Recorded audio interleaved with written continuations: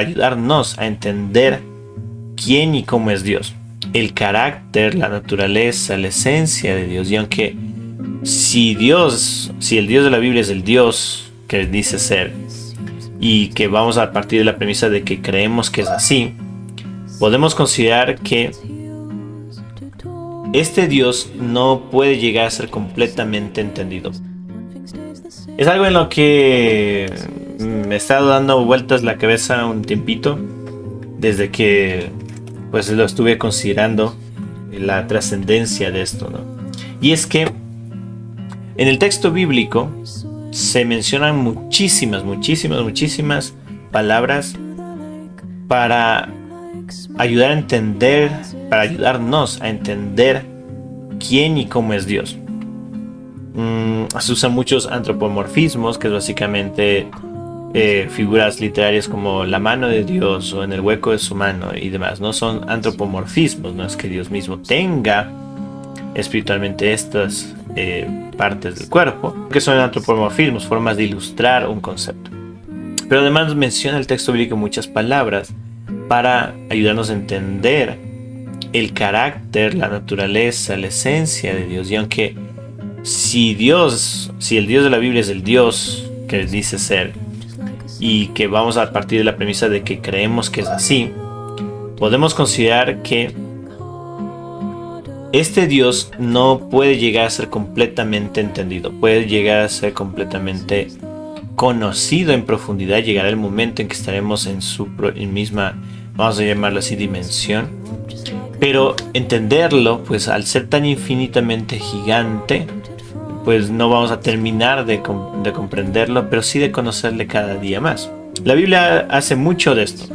Nos cuenta mucho de Dios en varias palabras, características, adjetivos que buscan ayudarte a entender aquellas cosas que puedes decir. Bueno, Dios es amor, Dios es misericordioso, Dios está lleno de gracia y demás. Pero hay una característica que el texto bíblico resalta de manera especial, y es que en las escrituras, por la forma en la que fueron escritas y el tiempo en el que fueron escritos, los textos no tienen lo que nosotros podríamos hacer, por ejemplo, ahora de títulos gigantes o subrayados o las letras de negrilla, cosas así. Las formas literarias de resaltar un asunto dentro de un texto, para cuando se escriben los textos de la Biblia, uno de los principales o uno de los más conocidos para utilizar en la literatura era repetir las cosas. La repetición era una forma de acentuar un concepto o de realmente exaltarlo por sobre otros. Y hay una característica de Dios que el texto bíblico realza de esta manera. Te cuento que vamos a hacer un pequeño estudio sobre una característica de Dios que me parece interesante como en el texto bíblico es resaltada. Entonces, hay una característica, como les decía, que me parece muy interesante. Algo que vas a ver, por ejemplo, a lo largo del texto bíblico cuando lo estudies, es que otra forma de resaltar un concepto, por ejemplo, es utilizar un número. La numerología en la Biblia es especial porque te ayuda a entender un mensaje junto a lo que estás leyendo. Y vamos a ver el contexto alrededor de esta expresión y a ver qué nos puede revelar. Dice: el año de la muerte del rey Usías, vi a Adonai sentado sobre un trono alto y sublime, y sus faldones llenaban la casa. Por encima de él habían serafines, cada uno tenía 6 alas, con 2 cubrían sus rostros, con 2 cubrían sus pies, y con 2 alas se cernían. Y alternándose clamaban: Santo, Santo, Santo, Dios Sebaot. La tierra está llena de su gloria. Y los umbrales de las puertas temblaban al clamor de su voz, y la casa estaba llena de humo.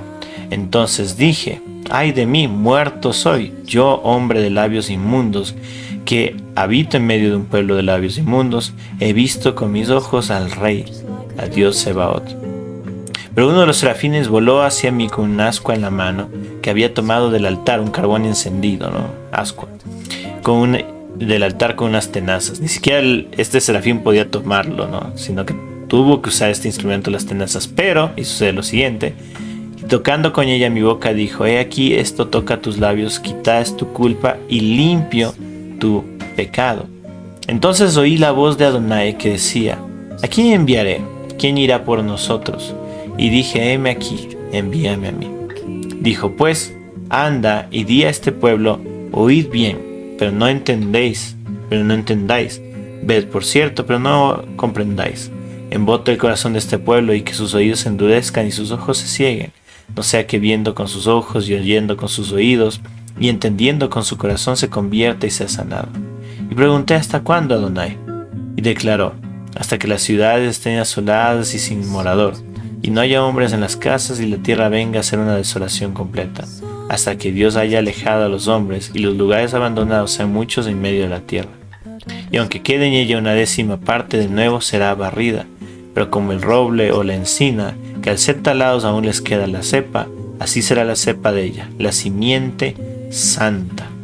Entonces, si nosotros tomamos solamente esta sección, recordemos que aún la Biblia entera se interpreta en su propio contexto de manera completa. Y podríamos hablar que el contexto de este verso de Isaías 6.3 está en todo el libro de Isaías y además en todo el capítulo. Pero podemos tomar esta sección y ya nos damos cuenta que, por ejemplo, el uso de esta expresión hace referencia a la visión que tuvo Isaías de estos serafines cantando, diciendo de Dios que santo, santo, santo. Este realce. Pero no es de una manera, vamos a decirlo así, romántica nada más o poética, sino que realmente está en un contexto complejo.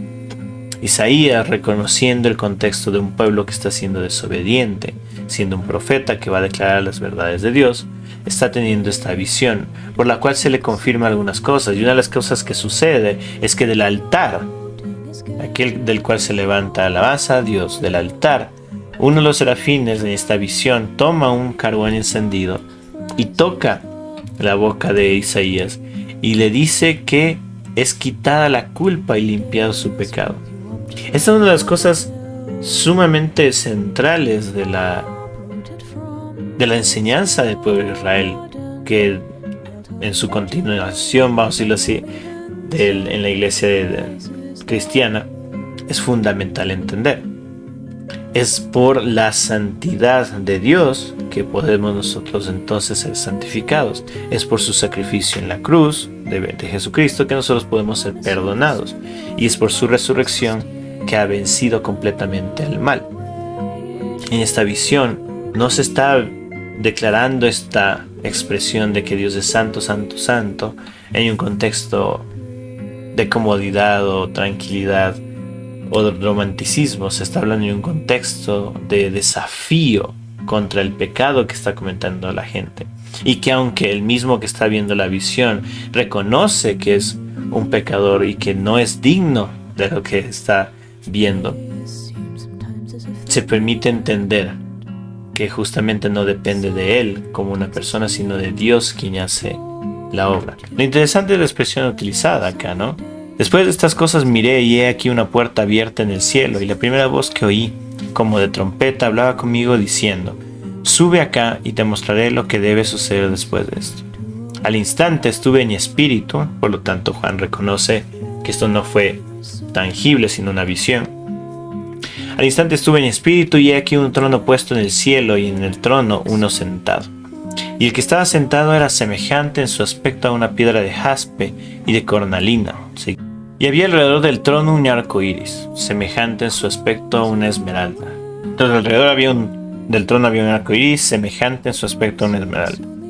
Alrededor del trono había 24 tronos, y sobre los tronos 24 ancianos, vestidos con vestiduras blancas, y sobre sus cabezas coronas de oro. Cuando hagamos el estudio bíblico de Apocalipsis, vamos a profundizar en cada parte, ¿no? Entonces ahorita solo estamos leyendo, eso es el contexto. Del trono salen relámpagos y voces y truenos, y delante del trono arden 7 lámparas de fuego, las cuales son los 7 espíritus de Dios. Delante del trono hay como un mar de vidrio, semejante al cristal, y en medio del trono, alrededor del trono, 4 seres vivientes, los que estaban cerquitas, ¿no? Llenos de ojos por delante y por detrás.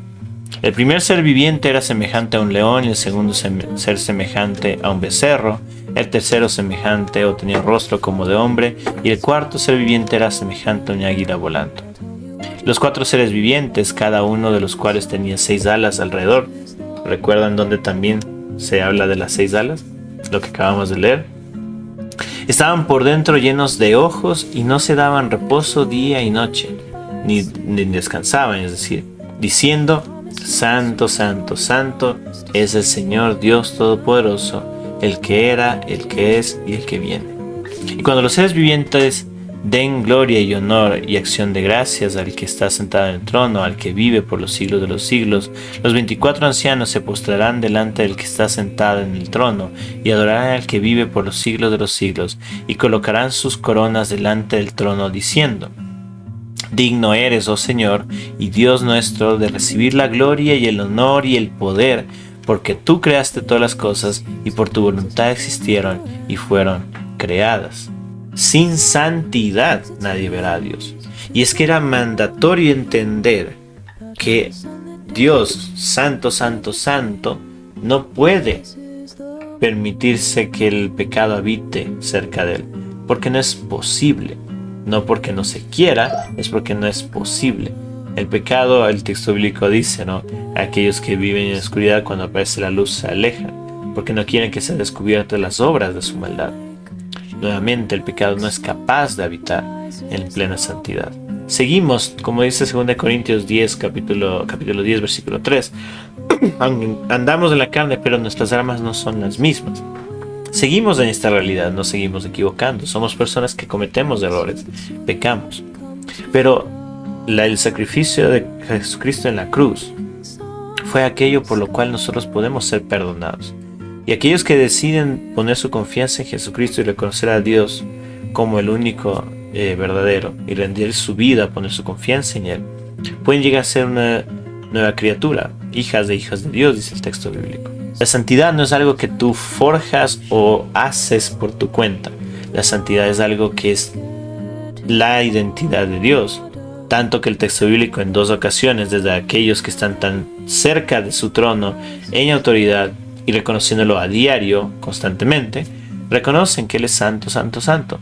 Y en Hebreos se reconoce que sin santidad nadie podrá ver a Dios. De manera que cuando llegue el momento, podamos habitar todos juntos, aquellos que han depositado su confianza en el Señor Jesús para salvación, pero reconociendo que estaremos en santificación gracias a que nuestro Dios, que es santo, santo, santo, ha hecho esa obra única y especial con nosotros.